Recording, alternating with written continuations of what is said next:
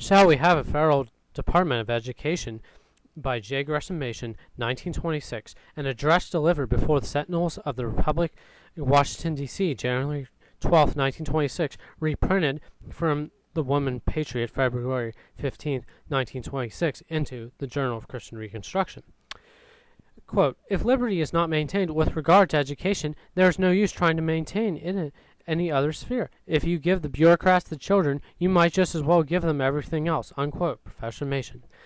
Mr. Chairman, ladies and gentlemen, I may say, if you will pardon a personal word, that the chairman is incorrect in connecting me with Princeton University. As a matter of fact, I am connected with an institution by which some person in certain fields is regarded as an opponent of liberty. But the charge is really very strange. I come, indeed, of a very strict sect, in company with my colleagues in the faculty of Princeton Theological Seminary. But I come of a sect that has always been devoted to the great principles of liberty, and to my mind one of the fundamental principles of liberty which is involved in the present issue is the principle of the right of voluntary association, the right of persons to associate themselves voluntarily for the propagation of their own views, however erroneous they may be thought to be by others, in the field of religion or in other spheres. You will find, I think, if you investigate the matter, that it is this principle of voluntary association which, strangely enough, is being attacked by some persons in the name of liberty.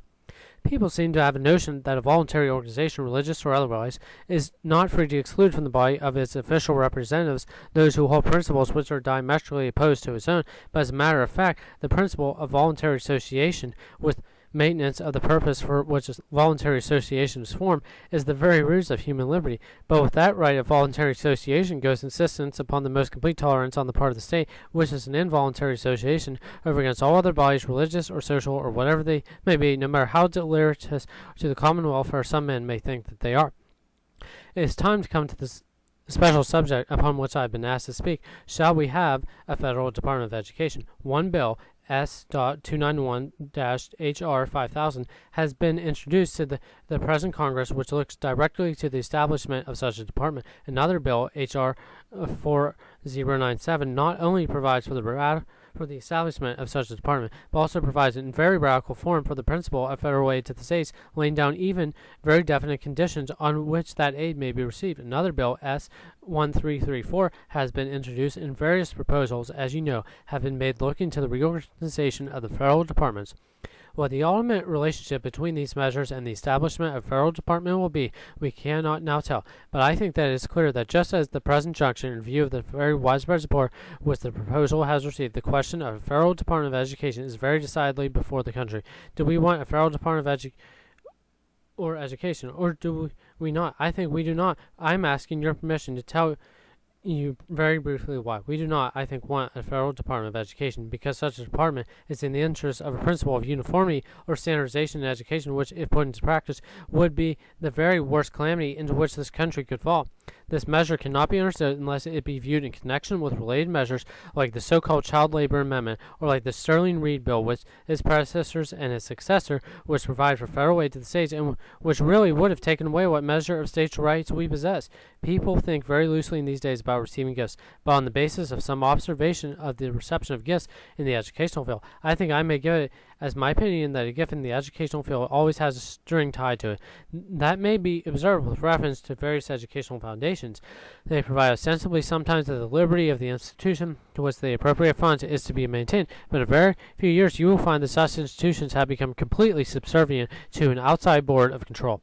And how much more obviously is the case when we are dealing with the federal government, an agency which in every way possible is encroaching upon the power of the states. Federal aid in education inevitably means federal control. But the same result will be accomplished even by the measure that we now have directly in view. The establishment of a federal Department of Education would be a decisive step in exactly the same direction as those measures of which we have just been speaking. We are indeed sometimes actually asked to believe that a federal Department of Education is a very insistent thing, that when it is established it will not do anything, and it will not ask for any funds except funds that are already provided for various federal agencies. But in this company, I need not say that such modesty on the part of federal departments is hardly in accordance with precedent.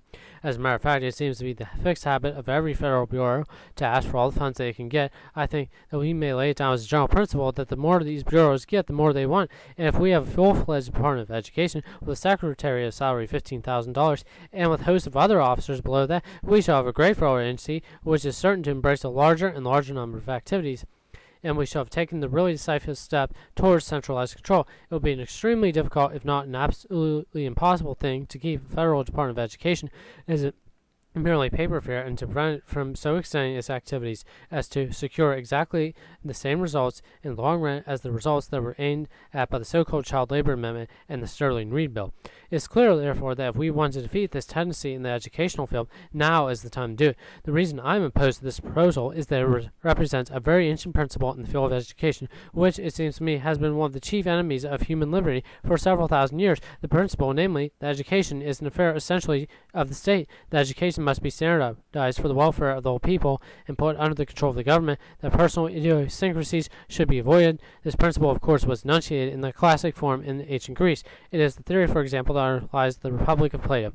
But the principle was not only enunciated theory, it was also in some of the Greek states, but in practice. It is a very ancient thing, this notion that the children belong to the state, that their education must be provided for by the state in a way that makes for the state's welfare.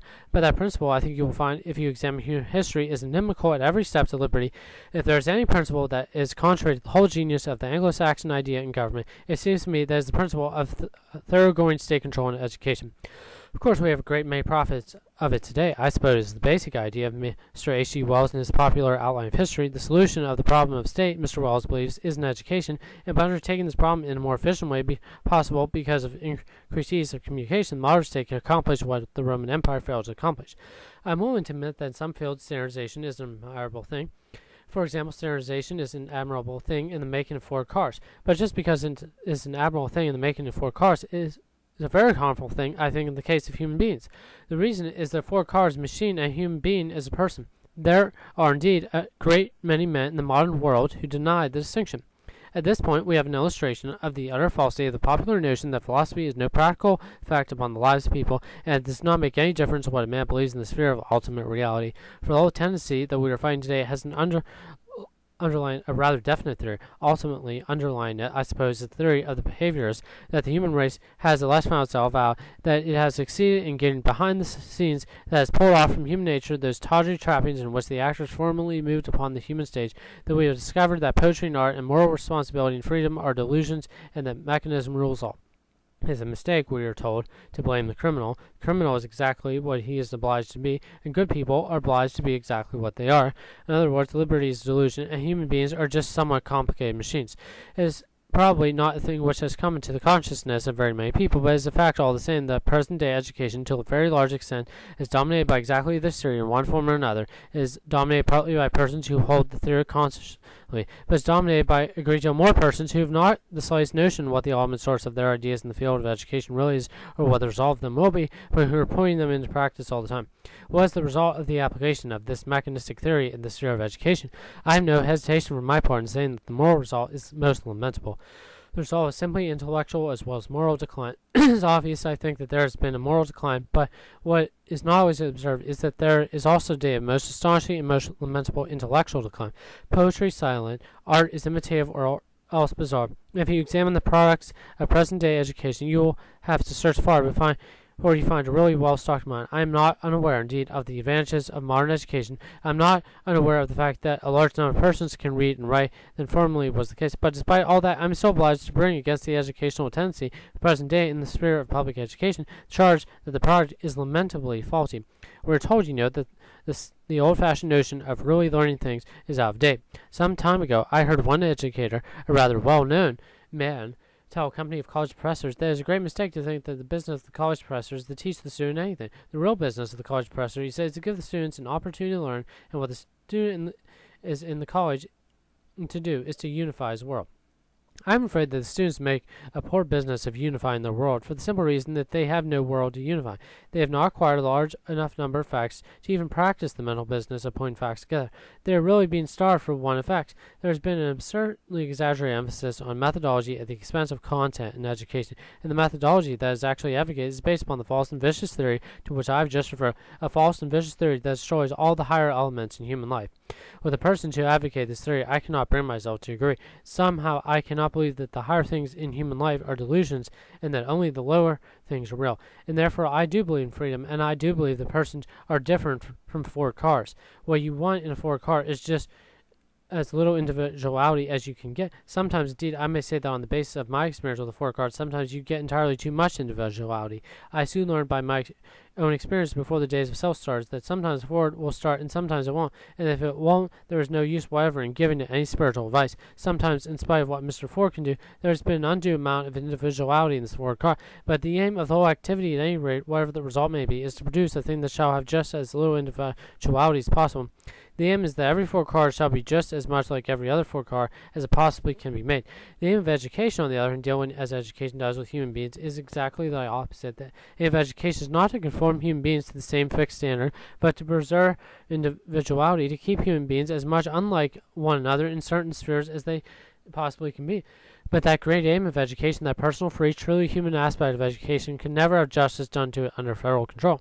And that is the reason why the standardization of education that has already been carried on through the federal bureaus is deleterious. I have observed this in general, and that when people talk about uniformity in education, what they really produce is not something that is uniformly high, but something that is uniformly low. They're producing a kind of education which reduces all to a dead level, which fails to understand the man who loves the high things that most of his fellow men do not love. This degrading tendency is furthered, I fear, by the present federal activities in education, and it will be given a stupendous impetus if the federal department is formed. Just at this point, however, there may be an objection. I have been arguing, some men will tell me, against control of education by the state, but it will be said we already have control of education by the state, namely by the instrumentality of the individual states of our union, and so thus the objection runs, the authority of a federal department would not differ in principle from the authority which state governments already possess. I have been talking about individuality. I have said something about the rights of individual parents, by implication at least. Well, now, it will be said, are not those rights already subject to the control of the individual states? But if they are, is not all that is being accomplished by this federal measure merely the transference of this authority already possessed by government to an agency that can exercise it in a wiser, more efficient way? Does not the principle then remain exactly the same? With regard to this objection, I am perfectly willing to admit that the state governments have, in the sphere of education in recent years, committed some very terrible sins. We need think only, for example, the Oregon school law, which sought to take children forcibly from their parents and place them under the despotic control of whatever superintendent of education happened to be in power in the district where the residence of the parent was found. Or we need only refer to the Nebraska language law. Similar laws being enacted in a number of other states would provide that no language other than English should be taught in any school, public or private, up to a certain grade. In point of fact, until the children were too old ever to learn language as well. That was a law which actually made literacy education a crime. Or we may think of that one of the two lost laws in the state of New York, which provide that every teacher in all classes, public and private, formal and informal, should take out a state license and become subject to state visitation and control. These laws were blows, it seems to me, against the very vitals of liberty. But the fate of all these measures is illustrative of the safeguards which we shall, if we keep this important concern of education, are the control of the individual states. The last laws were repealed. The Oregon school law and the Nebraska law fell before the last bulwark of our liberty, the United States Supreme Court. As Justice McReynolds said in the great decision in the Oregon case, the child in America is not the mere creature of the state, a great principle which I think includes all that we are here endeavoring to maintain. So it is to be observed that state measures, partly for reasons that have been brought out in what the previous speaker has said regarding the difficulty of securing a review of congressional actions, and partly for other reasons, are very much more likely to be checked if they are oppressive and against the spirit of our institutions than our federal measures. Furthermore, there is a great safeguard in numbers. The beneficent fact is that there are 48 states in the Union. Some of them may become very bad in the sphere of education, but it's perhaps not likely that all of them will become utterly bad. Thus, there is a great safeguard in the multiplicity of the states for various reasons, and I maintain that the principle is not the same when education is put under federal control as when it is placed under state control. Personally, indeed, I am opposed to certain tendencies in the sphere of public education in the state. I am opposed to the tendency by which the public school is made do things that parents ought to do, such as provide moral instruction and the like. I am opposed to morality codes in the public schools. I have examined some of them, and I think they are vicious. They are not only faulty in detail, but they are wrong in principle. They base morality upon experience instead of upon an absolute distinction between right and wrong. Despite the good motives of their compilers, therefore they undermine the sense which children and all the rest of us ought to have of the majesty of the moral law. That is indeed only a matter of personal opinion. I do not know whether it comes under the principles for which the Sentinels of the Republic stand, but you can take it for what it is worth. I, for my part, think that the functions of the public school ought to be diminished rather than broadened, and I believe the public school ought to pay just a little bit of attention, perhaps to that limited but not unimportant function which it is now almost wholly neglecting, namely the impartation of knowledge. Thus, there are criticisms which I might make with regard to public education in the individual states, but those criticisms do not fall directly under the subject with which we are dealing here, and I am not sure whether I can claim for them the authority of the Sentinels of the Republic. In these matters, I am giving voice to my own personal opinion. Perhaps I have said enough to show at least that as citizens we have important questions to decide what we are doing with public education in the individual states. At any rate, in the light of what I have just said, I do maintain that the danger is very much greater when education is placed under the control of the federal government than the danger which undoubtedly does prevail even now on account of the mistaken use of state authority. Federal control of education, despite what is often said most emphatically, is not the same in principle as control by the states, and so I believe that this measure, which would establish federal department of education, ought to be defeated.